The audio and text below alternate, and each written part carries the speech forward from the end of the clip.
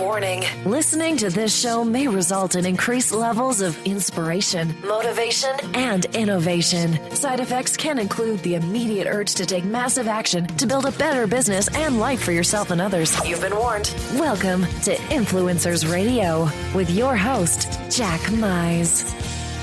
Hello, it's good to be back here with Influencers Radio. I was recently rereading for probably about the fourth, fifth time, Psycho-Cybernetics. And actually, I take that back. I wasn't rereading it. I was actually listening to it. I'm listening to it on audio version. I grabbed a copy off of Audible. But however you take in information, reading, listening, I highly recommend the book Psycho-Cybernetics. It is by Dr. Maxwell Maltz, who is since for many years ago has passed, but it's been brought back to the surface several years ago by Dan Kennedy. And Psycho-Cybernetics is really, goes into the mindset of success, not just selling, but into the mindset of success and really the relationship between the physical and mental, and particularly the subject around cosmetic surgery, plastic surgery.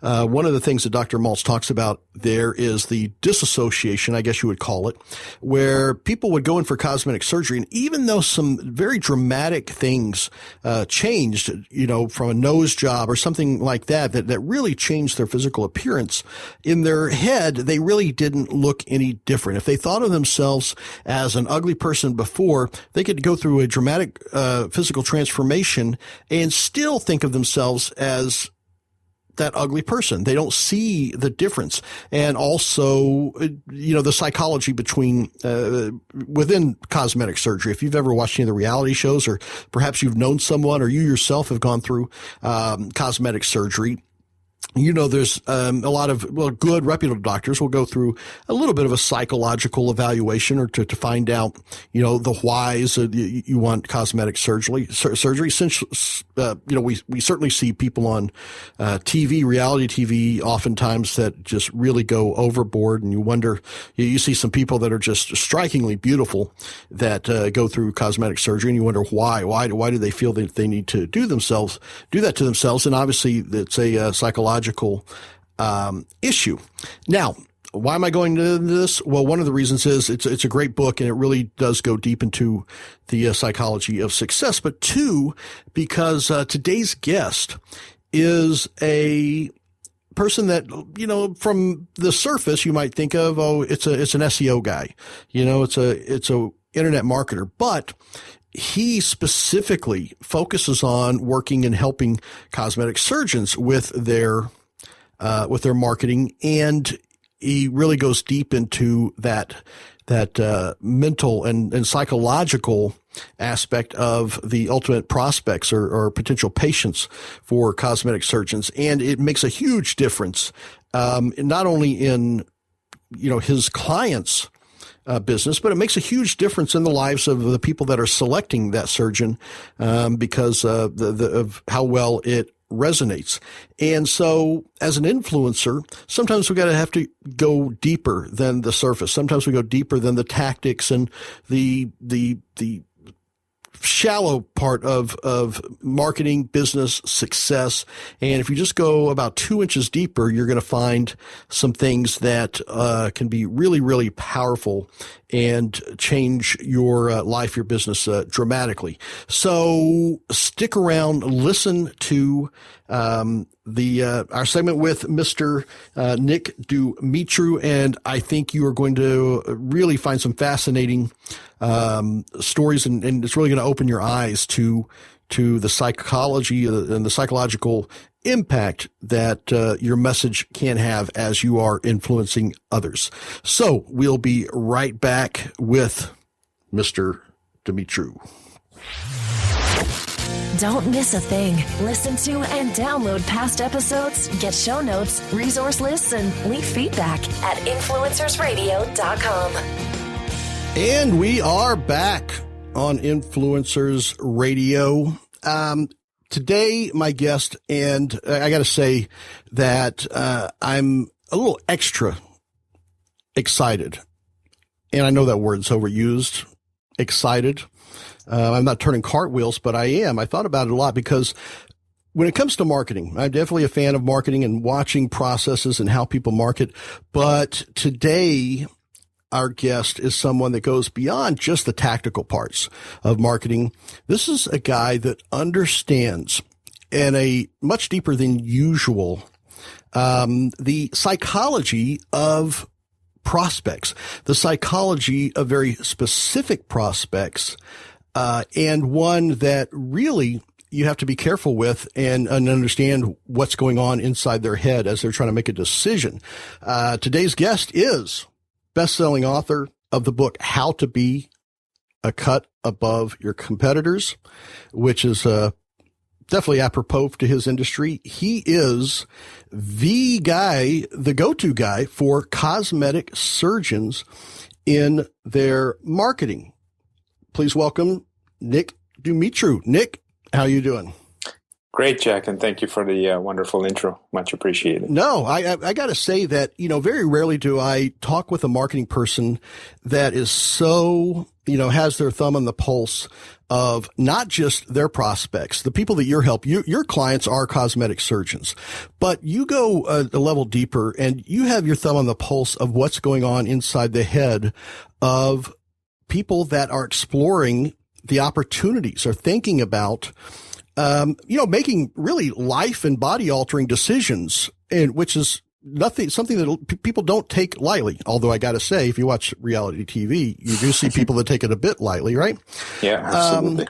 And, I wish this show could go on for hours because I bet you have some stories. But what I really want to dig into today is that a lot of people on the surface, when they think of, internet marketing or marketing their websites for their business, they're really focused on got to get on the front page of Google, got to get to the top of Google, right? If I get to top of Google, that's the Mecca. That is paradise. If I get to number one on Google, my problems would be over and the leads, and in your case, the patients will just be flooding in.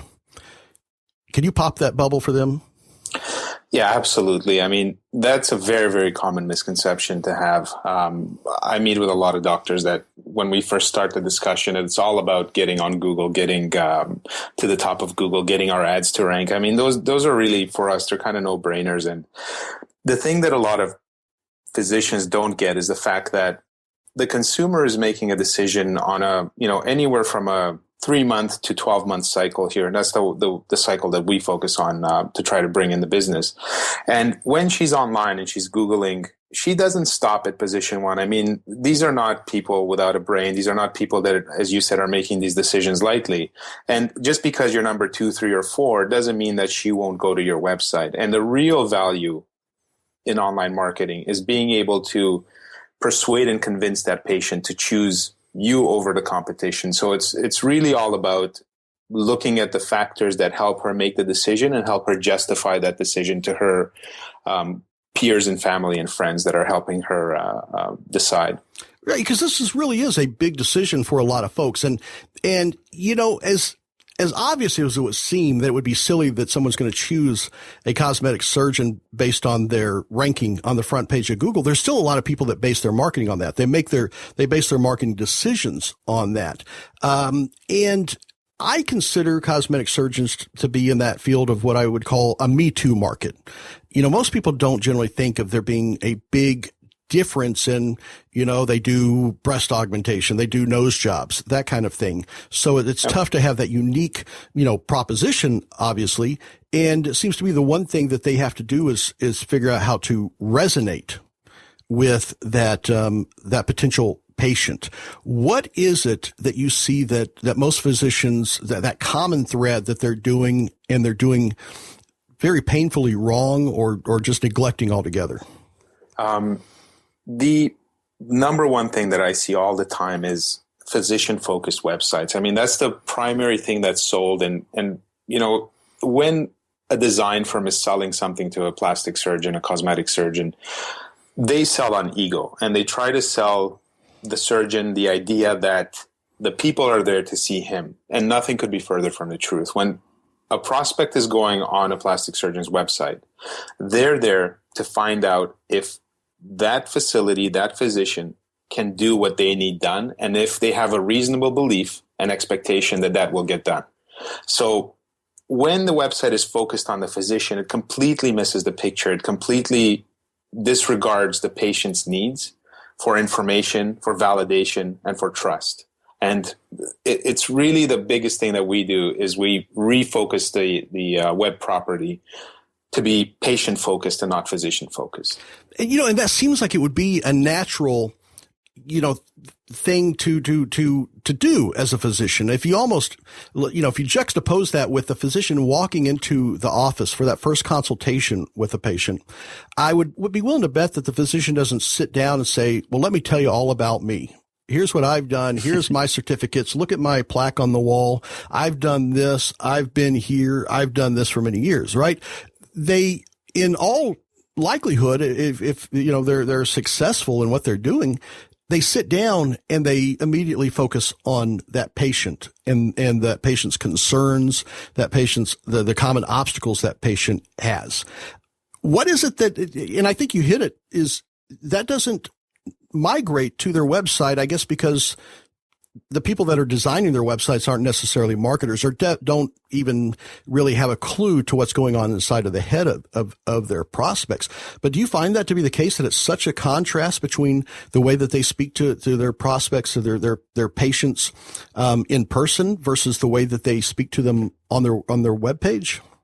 Yeah, absolutely. I mean, and you provided a wonderful analogy there where a patient wouldn't sit down in front of the physician, and the physician wouldn't conceive of telling her all about his weekend and his barbecue and, his golf score, and that he's really focused on her. But the issues arise because companies that sell to plastic surgeons are good at selling to plastic surgeons, and they sell them something that they know a plastic surgeon would buy. And the easiest thing is to sell, like I said, on ego and personality and put the doctor's face on the homepage and tell them that, that's what people want to do. I learned a long time ago that to add value to a practice, I need to focus on the consumer, not the physician. Selling the doctor is not that difficult in terms of selling a website and promises and so on. Delivering on those promises is the hard part. And to be able to deliver, you really have to focus on the consumer and what she's thinking, what she's doing, and how she can make a decision. And there's absolutely a disconnect between how a physician would think face-to-face with a patient and how he's communicating online. And what people have to understand is that there is really no difference. Your website speaks to one person at a time, and it speaks to that person individually, just as if they were standing in front of you. Well, I think, in reading your book and talking with you, I think that is why you are the go-to guy for cosmetic surgeons, is that simple but very important understanding of the patient. So now let's talk about what they're focused on. First of all, so many think it begins and ends with getting on the front page of Google or getting number one on Google. Now, I don't even want to talk about that. You've clearly got that down. All right. That's done. It's just a given. Now, when you go into beyond that on what are they on the front page of Google for, that's where a lot of folks get, I don't want to say lazy, but uninformed. What is it that plastic surgeons, do you think that the biggest misconception is on what they should be found for on there? Because I know there's a lot of people in businesses, if they're a CPA, they want to be found for, Miami CPA. If they're in, Toronto for, cosmetic surgeon, do they want to be found for, Toronto cosmetic surgeon? And what's the value of that versus digging deeper into the actual, procedures and even more granular than that? Mm-hmm. Well, I guess you gave me a two-part, rather I have a two-part answer to that question. So, obviously the first one that everyone in marketing always discusses is the need for them to rank for plastic surgeon city names. So plastic surgeon LA, plastic surgeon New York, plastic surgeon Toronto.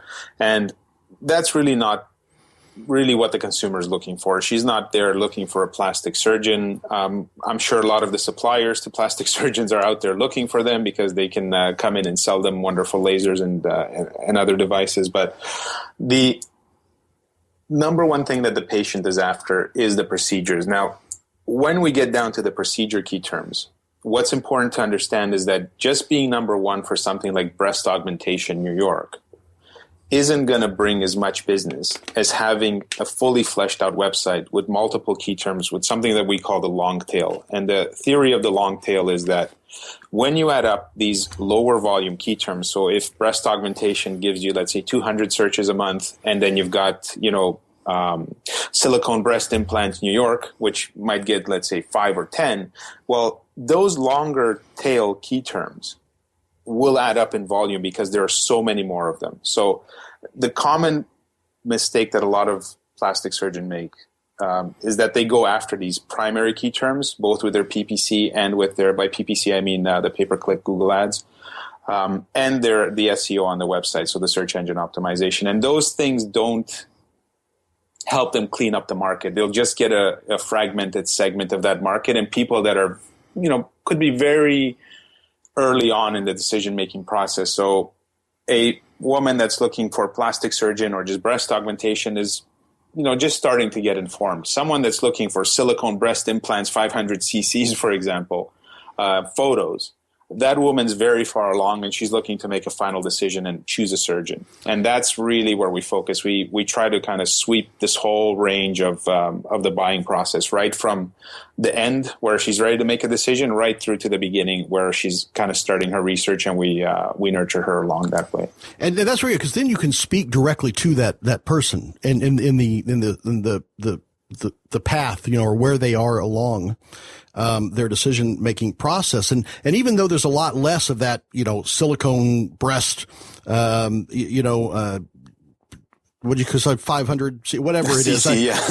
I think as guys, we think of them as, we use different vernacular, than CCs, but it would be, that is a far more what would call it a purchase-driven consumer, ready to buy, versus New York plastic surgeon. It could be, I see people say, "Hey, I got number one for New York plastic surgeons." Like, what'd that get you? Well, a bunch of people calling me wanting to sell stuff to plastic surgeons, because that's what they're looking for. But the person looking deep, even though there's a lot less, would you say that those have a much higher conversion rate, or those are people that are ready to engage?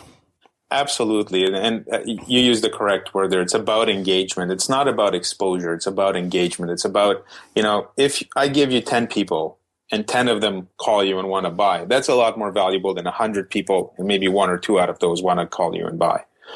It's really about making the connection and getting the person to take that first step to contacting the practice.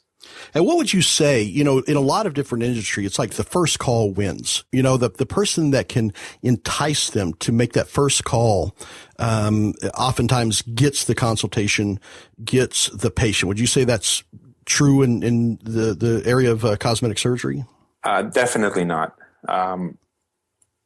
We see time and time again that people that convert for our physicians come there last. I mean, that's even a tactic we sometimes use, and we ask them to come to the physician last. It's really all about letting them get exposed to the rest and then finding the best. And that's what you want to make her feel like she's doing. Like she's come across the best thing ever.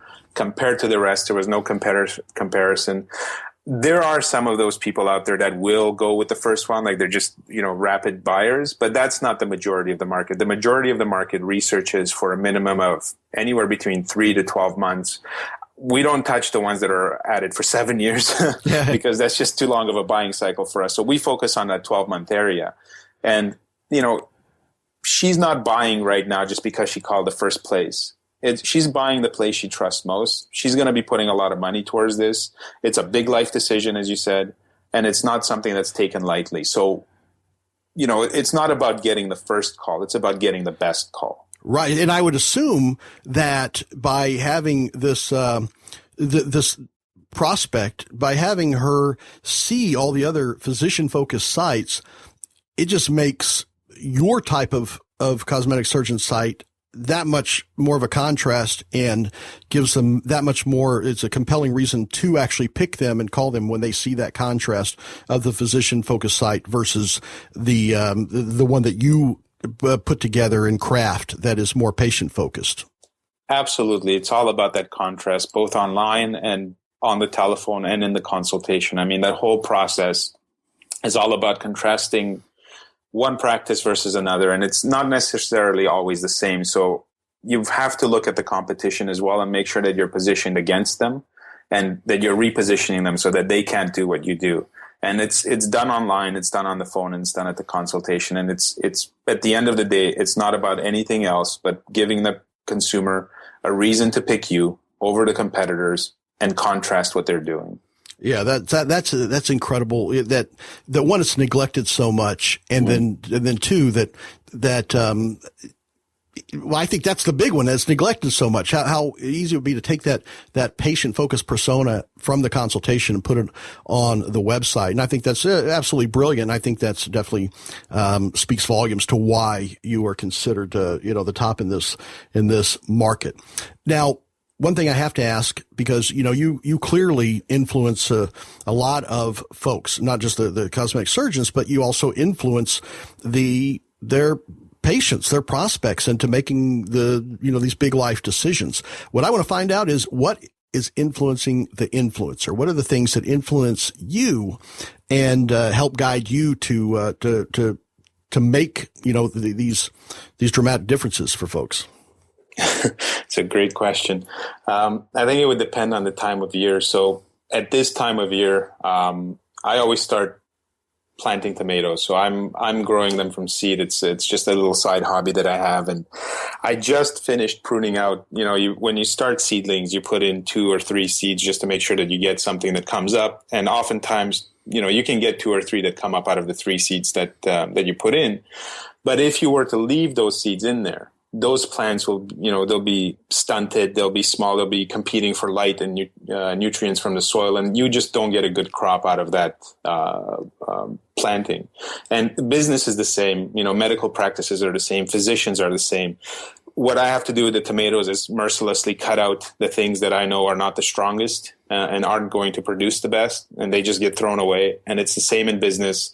If you're focusing on too many things, if you're allowing too many things to crowd each other out, there won't be that one strong product that you can put out there. And it's the same in the marketing, and it's the same, for a doctor and what he's focusing on. Is he focusing on 5 things that aren't making him money, or is he focusing on the one thing that's going to make him wealthy? And that's the biggest lesson for me at this time of year. When it comes to spring, that's what I'm always reminded of, is to refocus, cut out the dead weight, and make sure that I'm doing the things that matter. Pure poetry. There has to be poetry in that analogy. Inspiration from fruit that's thought of as a vegetable. That is, I love that. How to be a cut above your competitors, the book from Nick Dumitru. Nick, how can folks find out more about you? How can they dig into and really explore? Because there's no way that we could cover, what you do. And I know you're pretty frank and you're direct. You don't tart things up when you're talking with physicians. You let them, know how it is, but really fairly bluntly. So how can they go and find out? Absolutely. The best place to reach me is through our website at thinkbasis.com. That's thinkbasis.com. And if someone's in need of immediate advice or something, we do have an online mastermind group that we started for doctors called the Medical Marketing Mastermind, and that can be accessed through our website as well. And that's really the best and easiest way to engage with me personally. All right, Nick, truly fascinating stuff. And I really, it's rare that you find people that go that deep into their clients' prospects' minds. So I think that, folks that work with you truly get a benefit that, it's tough to put a value on. So I do thank you for coming on today and, sharing this, stuff so freely. I think, you've helped, a lot of folks, especially cosmetic surgeons, but what you've talked about really applies to just about any industry. If you just dig a little bit deeper into the mind of your prospect, you're going to get so much more out of that in, understanding, what's going on in their head and how important the decision is in, what their purchase is going to be. So whether you are a cosmetic surgeon or anybody that's interested in marketing and going deeper in that psychology, I would strongly suggest you take a look at what Nick is up to. Some really fascinating stuff on the on marketing psychology. Nick, thank you so much for being with us today. It's been a pleasure. Thank you for having me, Jack. Likewise. All right, great. All right, folks, we will see you next time on Influencers Radio. You've been listening to Influencers Radio. To get all past shows and updates on future shows, visit influencersradio.com today or follow us on Facebook at facebook.com/influencersradio.